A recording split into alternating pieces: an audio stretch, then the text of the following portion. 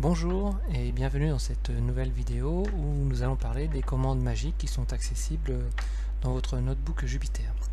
Donc les commandes magiques vont vous permettre d'accéder à plus de possibilités au sein de votre notebook Jupyter.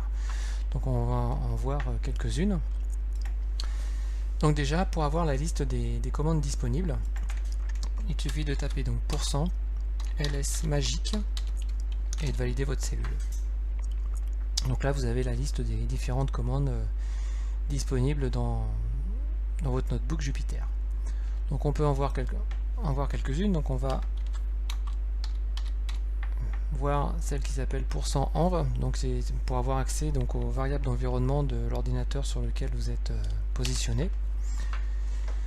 Donc voilà, donc avec cette commande on accède à toutes les variables d'environnement de l'ordinateur sur lequel est lancé votre notebook Jupyter.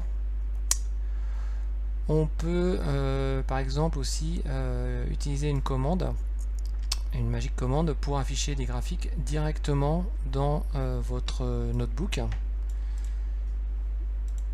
Donc la commande pour faire cela, donc c'est la commande %matplot lib inline. Voilà, donc ça indique en fait que tous les graphiques qui seront réalisés à partir de la librairie Matplotlib seront directement imprimés dans votre notebook. Donc on va faire un petit test. Donc on va importer quelques lignes de code en Python. Donc on importe les librairies Matplotlib et NumPy. Ensuite on utilise différentes commandes qui vont nous permettre d'afficher un graphique dans notre notebook Jupyter.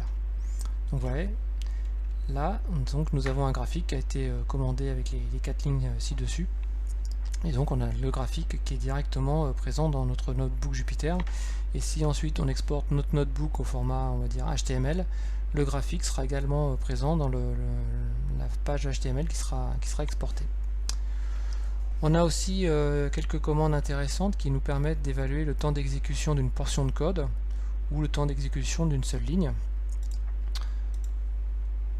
Donc on peut évaluer le temps d'exécution, on va dire, de cette portion de code là. Donc il suffit de mettre %time, de mettre la portion de code que l'on veut tester, et en bout de là typiquement, donc c'est une portion de code qui va boucler pendant 5 secondes.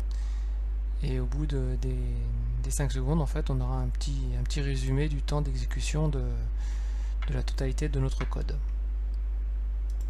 Voilà, donc le temps s'est écoulé et on peut voir donc que notre boucle en fait s'est exécutée en 5,27 secondes. On peut également évaluer juste une ligne pour une exécution précise. Donc là, on importe de nouveau la librairie NumPy. On fait %timeit et là après on met la fonction que l'on souhaite évaluer. Donc le code se lance, voilà. Donc en fait, en moyenne, l'exécution de cette fonction là prend 17,7 microsecondes avec plus ou moins 2,45 microsecondes. Voilà, et donc ensuite on a la moyenne de déviation standard sur l'ensemble des tests qui ont été effectués. On peut également afficher du code HTML donc dans notre notebook. Donc là c'est pareil, il y a une commande magique pour cela, il suffit de taper %HTML tout simplement, et là après vous pouvez saisir plusieurs lignes de code en HTML. Donc là on va typiquement afficher une image donc, qui est sur le web, et on va afficher un titre qui s'appelle affiche image 1. Et donc on voit que quand la cellule est exécutée, on a directement l'image qui s'affiche avec le titre H1 que nous avions demandé. Une commande magique qui est aussi utile, donc c'est %run, qui nous permet d'importer un fichier directement dans notre notebook et de l'exécuter. Donc j'ai créé un parallèle à un tout petit fichier Python avec a égale 5 plus 7 et print a. Donc, vous voyez, rien de bien compliqué. Et donc on va essayer d'importer ce fichier directement dans notre notebook et de l'exécuter. Donc pour importer donc ce fichier, donc on utilise la commande %run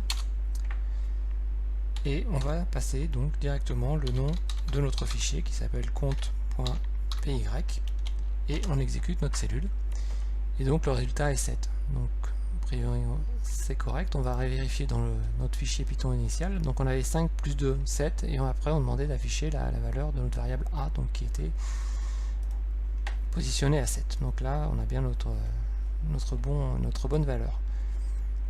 On peut également directement télécharger un fichier dans notre notebook. Notre notebook va afficher le contenu de notre fichier et après on pourra directement exécuter le contenu de ce fichier. Donc on va reprendre notre fichier initial et là la commande pour exécuter cela c'est %load et là on repasse le nom de notre fichier. On exécute notre cellule et là donc on remarque que le %load a été mis automatiquement en commentaire et nous voyons donc les deux lignes qui ont été importées depuis notre fichier compte.py et là à ce moment là on peut directement exécuter notre cellule et on a bien le résultat 7 qui s'affiche. On peut également passer une variable à un autre notebook. Donc pour ce faire on va créer donc une variable qu'on va appeler data et on va lui mettre dedans, on va dire, une chaîne à utiliser autre part.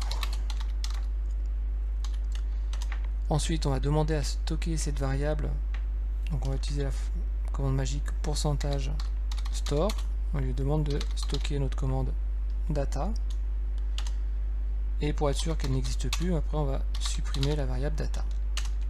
Et ensuite on valide. Donc après on va créer un nouveau notebook Jupyter.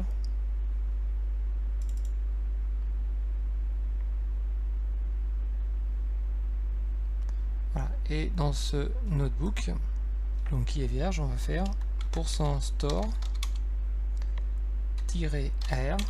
data, donc le nom de notre variable initiale, et ensuite on fait print data.